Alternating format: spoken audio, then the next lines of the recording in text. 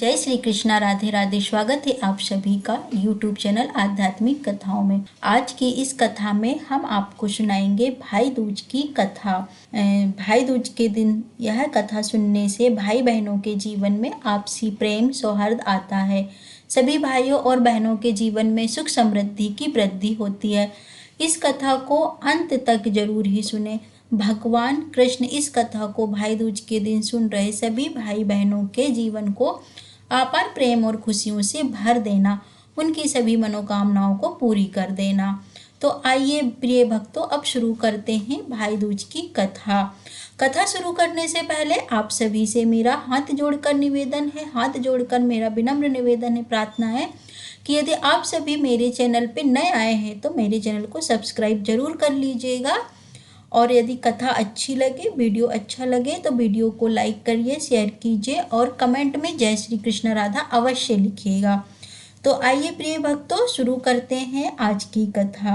भाई दूज की पौराणिक कथा के अनुसार सूर्यदेव की पत्नी संध्या से दो संतान थी, पुत्र यमराज तथा पुत्री यमुना। संध्या सूर्यदेव का तेज सहन न कर पाने के कारण अपनी छाया मूर्ति का निर्माण करके उन्हीं ही अपने पुत्र पुत्री को सौंपकर वहां से चली गई। छाया को यम और यमुना से अत्यधिक लगाव तो नहीं था, किंतु यमुना देवी अपने भाई यमराज से बड़ा ही स्नेह करती थी। यमुना अपने भाई यमराज के यहाँ प्रायः जाया करती थी और उनके सुख दुख की बातें पूछा करती थी तथा यमुना यमराज को अपने घर पर आने के लिए भी आमंत्रित करती थी, किंतु व्यस्तता तथा अत्यधिक दायित्व होने के कारण यमराज यमुना देवी के घर नहीं जा पाते थे। फिर एक बार कार्तिक माह शुक्ल पक्ष के द्वितीय तिथि को यमराज अपनी बहन यमुना देवी के घर अचानक जा पहुंचे। बहन के घर जाते समय यमराज ने नरक में वास करने वाले सभी जीवों को मुक्त कर दिया। बहन यमुना ने अपने भाई का बड़ा ही आदर सत्कार किया, विविध प्रकार के व्यंजन बनाकर उन्हें भोजन कराया तथा यमराज के शीश पर तिलक भी लगाया। जब यमराज वहां से चलने लगे तब उन्होंने यमुना देवी से कोई भी मनोवांछित वर मांगने का अनुरोध किया। यमुना ने उनके आग्रह को देखकर कहा, भैया यदि आप मुझे वरदान देना ही चाहते हैं तो यही वरदान दीजिए कि आज के दिन प्रतिवर्ष आप मेरे घर आया करेंगे और मेरा अतिथि सत्कार स्वीकार करेंगे। इसी प्रकार जो भाई आज के दिन यानी भाई दूज के दिन अपनी बहन के घर जाकर उसका अतिथि सत्कार स्वीकार करेगा तथा इस दिन जो बहन अपने भाई को टीका करके तिलक करके भोजन खिलाए उसे आपका भय ना रहे। इसी के साथ यमराज ने यमुना देवी का यह भी वरदान दिया कि यदि इस दिन कोई भाई बहन यमुना नदी में डुबकी लगाएंगे तो वह यमराज के प्रकोप से बचे रहेंगे। तब इसे भाई बहन का यह त्योहार मनाया जाने लगा।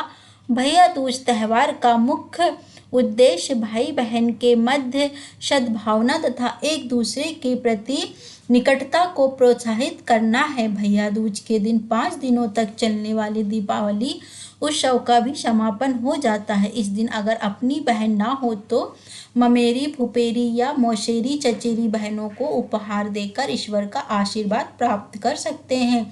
जो पुरुष यम देवता को बहन के हाथों का खाना खाते हैं उसे धर्म, धन, अर्थ, आयुष और विविध प्रकार के सुख प्राप्त होते हैं। साथ ही यम द्वितीया के दिन शाम को घर में बत्ती जलाने से पहले घर के बाहर 4 बत्ती युक्त दीपक जलाकर दीपदान करना भी फलदायी होता है। भाई दूज की दूसरी कथा के अनुसार एक बुढ़िया माई थी, उसके 7 बेटे थे और एक बेटी थी। बेटी की शादी हो चुकी थी, पर जब भी उस वृद्ध महिला के बेटे की शादी होती तो एक नाग आता और उसके बेटे को डस लेता था, जिससे उस वृद्ध महिला के बेटे को प्राणों का अंत हो जाता था और बहुरानी विधवा बन जाती थी। इस तरह उस वृद्ध महिला के 6 बेटे ईश्वर के पास चले गए थे। अब उस वृद्ध महिला के 7वें बेटे का शादी होने बाकी थी। इस तरह अपने बेटों की अकाल अंत से दुखी बूढ़ी माई रो रोकर अंधी हो चुकी थी। फिर भाई दूज का त्योहार आने को हुआ। तो सातवें भाई ने कहा कि मैं बहन से तिलक कराने जाऊंगा। माँ ने कहा ठीक है। उधर जब बहन को पता चला कि उसका भाई आ रहा है तो वह खुशी से उत्साहित होकर पड़ोसन के घर गई और पूछने लगी कि जब बहुत प्यारा भाई घर आए तो क्या बनाना चाहिए। तब पड़ोसन उसकी खुशी और उसके भाई के प्रति उसका निष्ठ प्रेम देखकर जल भुन गई और कह दिया कि दूध से रसोई ले और घी में चावल पका। भोली बहन ने ऐसा ही किया। उधर भाई जब अपनी बहन के घर जा रहा था तो उसे रास्ते में एक सांप मिला। सांप ने उसे डसने को तैयार हुआ। तब भाई उस सांप से बोला, तुम मुझे क्यों डस रहे हो? तो सांप बोला, मैं तुम्हारा काल हूँ और मुझे तुमको डसना है। तो भाई बोला कि मेरी बहन आज भाई दूज पर मेरा इंतजार कर रही है, मेरी प्रतीक्षा कर रही है। मैं जब तिलक कराकर वापस लौटूंगा तब तुम मुझे डस लेना। तो नाग ने कहा, भला आज तक कोई अपने जीवन के अंत के लिए लौटकर आया है जो तुम वापस आओगे? भाई ने कहा, हे सर्प, अगर तुझे यकीन नहीं होता तो तू मेरी झोली में बैठ जा। जब मैं अपनी बहन से तिलक करा लूंगा तब तुम मुझे डस लेना। सांप ने ऐसा ही किया। भाई अपनी बहन के घर पहुंचा। दोनों बड़े खुश हुए। भाई बोला, बहन जल्दी से खाना दे, बड़ी ही भूख लगी है। बहन क्या करे, ना तो दूध की रसोई सूखे और ना ही घी में चावल पके। तो भाई ने पूछा, बहन इतनी देर क्यों लग रही है, तू क्या पका रही है? बहन ने बताया कि उसकी पड़ोसन ने उसे दूध से रसोई लीपने और घी में चावल पकाने को कहा है।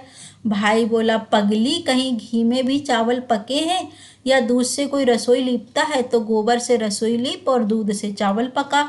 तो बहन ने ऐसा ही किया। खाना खाकर भाई को बहुत जोर की नींद आने लगी। इतने में बहन के बच्चे आ गए और बोले, मामा हमारे लिए क्या लाए हो? तो भाई बोला, मैं तो कुछ नहीं लाया।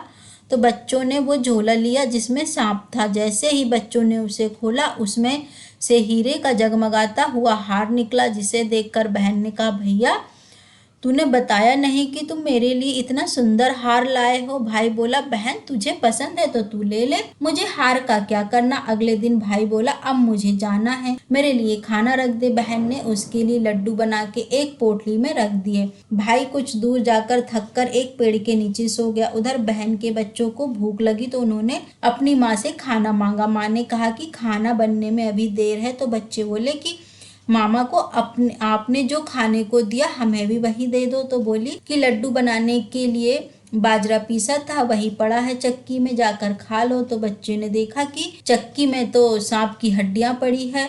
यह बात उन्होंने वापस आकर माँ को बताई तो वो पागल सी होकर अपने भाई के पीछे भागी। रास्ते भर लोगों से पूछती रही कि किसी ने मेरा भाई देखा। तब एक व्यक्ति ने बताया कि कोई लेटा है तो पेड़ के नीचे जाकर देख लो कि कहीं वही तो तुम्हारा भाई नहीं। तो बहन भागी भागी पेड़ के नीचे पहुंची तो उसका भाई ही था। बहन ने अपने भाई को नींद से उठाया और कहा, भैया कहीं तूने मेरे लड्डू तो नहीं खाए? तो भाई बोला, ये ले तेरे लड्डू नहीं खाए मैंने, ले तेरे लड्डू के ही तो दिए थे। उसके भी पीछे पीछे आ गई। तो बहन बोली, नहीं भाई तू झूठ बोल रहा है, जरूर तूने खाए हैं, अब तो मैं तेरे साथ चलूंगी। भाई बोला, तू नहीं मान रही है तो चल। फिर चलते चलते बहन को प्यास लगी। वो भाई कहती है कि मुझे पानी पीना है। तो भाई बोला, अब मैं तेरे लिए यहाँ पानी कहाँ से लाऊं? देख दूर कहीं चील उड़ रही है, शायद वह तुझे पानी मिल जाए। तब बहन वहां गई और पानी पीकर जब वह लौट रही थी तो उसे रास्ते में दिखा एक जमीन जहां पर 6 सिलाई गड़ी है और एक बिना गड़े हुए सिला वहां रखी थी। उसने एक बुढ़िया से पूछा कि ये सिला यहाँ कैसी है? उस बुढ़िया ने बताया कि एक बुढ़िया उसके 7 बेटे थे, 6 बेटे तो शादी के मंडप में ही प्राण छोड़कर चले गए, उनके ही नाम की ये 6 शिला जमीन में गड़ी है। अभी 7वें बेटे की शादी होनी बाकी, जब उसकी शादी होगी तो वह भी मंडप में ही प्राण त्याग जाएगा, तब यह 7वीं शिला भी इसी जमीन में गड़ जाएगी। यह सुनकर बहन समझ गई कि यह शिला किसी और की नहीं बल्कि उसके ही भाइयों के नाम की है। तब उसने उस बुढ़िया से अपने 7वें भाई को बचाने का उपाय पूछा। बुढ़िया ने उसे बतला दिया कि वो अपने 7वें भाई को कैसे बचा सकती है। सब जानकर वहाँ से अपने बाल खुले करके पागलों की तरह अपने भाई को कोसती हुई चली गई। भाई उसके ऐसे व्यवहार को देखकर चौंक गया, पर उसे कुछ समझ नहीं आया। इसी तरह दोनों भाई बहन माँ के घर पहुँच गए। थोड़े समय के बाद भाई की शादी तय हो गई। जब भाई को सेहरा पहनाने लगे तो उसकी बहन बोली, इसको क्यों सेहरा बांधेगा, सेहरा तो मैं पहनूंगी।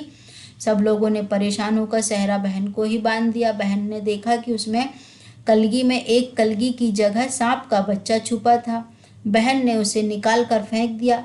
अब जब भाई घोड़ी पर चढ़ने लगा तो बहन फिर बोली, यूँ क्यों घोड़ी चढ़ेगा, घोड़ी पर तो मैं ही बैठूंगी, इसका को अंत निश्चित है। तब लोग बहुत परेशान हुए। सबने उसकी बहन को घोड़े पर भी चढ़ने दिया। अब जब बारात चलने को हुई तब बहन बोली, ये क्यों दरवाजे से निकलेगा, दरवाजे से तो मैं ही निकलूंगा, यह तो पीछे के रास्ते से जाएगा। जब वो दरवाजे से नीचे जा रही थी तो दरवाजा अचानक गिरने लगा। बहन ने एक ईंट उठाकर अपनी चुनरी में रख ली। दरवाजा वहीं की वहीं रुक गया। सब लोगों को बड़ा अचंभा हुआ। रास्ते में एक जगह बारात रुकी तो भाई को पीपल के पेड़ के नीचे खड़ा कर दिया गया। तो बहन कहने लगी, ये क्यों छांव में खड़ा हो गया, यहाँ तो धूप में खड़ा होगा, छांव में तो मैं खड़ी होंगी। जैसे ही वह पेड़ के नीचे खड़ी हुई, पेड़ गिरने लगा। बहन ने एक पत्ता तोड़कर अपनी चुनरी में रख लिया और पेड़ वहीं रुक गया। अब तो सबको विश्वास हो गया कि यह कन्या कोई जादू टोना सीख कर आई है, जो यह बार बार अपने भाई की रक्षा कर रही है। ऐसे करते करते फेरों का समय आ गया। जब दुल्हन आई तो बहन ने दुल्हन के कान में कहा, अब तक तो तेरे पति को मैंने बचा लिया, अब तू ही अपने पति और साथ ही अपने प्राण त्याग चुके जेठ को बचा सकती है। अब फेरों के समय एक नाग आया। वो जैसे ही दूल्हे को डसने को हुआ, दुल्हन ने उसे एक लोटे से भरकर ऊपर से बंद कर दिया। थोड़ी देर के बाद नागिन वहाँ पर आई और दुल्हन से बोली, तू मेरा पति छोड़। तो दुल्हन बोली, पहले तू मेरा पति छोड़। नागिन ने कहा, ठीक है, मैंने तेरा पति छोड़ा। तो दुल्हन बोली कि ऐसे नहीं, पहले 3 बार बोल। नागिन 3 बार बोला। फिर बोली, अब मेरे पति को छोड़ दे। तो दुल्हन बोली, एक मेरे ही पति से क्या होगा, हंसने बोलने के लिए जेठ जेठानी भी तो होना चाहिए, एक जेठ को भी छोड़। नागिन ने जेठ को प्राण भी दिए। फिर दुल्हन ने कहा, एक जेठ से लड़ाई हो गई तो एक जेठ, और जेठ विदेश चला गया तो तीसरा जेठ भी छोड़। इस तरह एक एक करके दुल्हन ने अपने 6 जेठ नागिन से जीवित करा लिए। उधर रो रो कर बुढ़िया का बुरा हाल था कि अब तो मेरा 7वां बेटा भी बाकी फेरों के बेटों की तरह ही शरीर छोड़कर चला जाएगा। तभी गांव वाले ने उसे बताया कि उसके 7 बेटे और बहुएं घर आ रहे हैं। बुढ़िया यह सुनकर बोली, अगर ये बात सच है तो मेरी आंखों की रोशनी वापस आ जाए और मेरे सीने से दुग्ध की धार बहने लगे। चमत्कारी तौर पर ऐसा ही हुआ। अपने सारे बहू बेटे को देखकर वो बुढ़िया अत्यंत खुश हुई और बोली, यह सब तो मेरी भाग्यवान पुत्री के द्वारा किया गया है। कहाँ में है मेरी बेटी। तब सभी लोग उन सभी भाइयों की बहन को ढूंढने लगे। देखा तो वह एक भूसे की कोठरी में सो रही थी। जब उसे पता चला कि उसके भाई भाभी सही सलामत हैं, सभी दोबारा जीवित हो गई और 7वां भाई भी सलामत है, तो वह वापस अपने घर की ओर चल दी।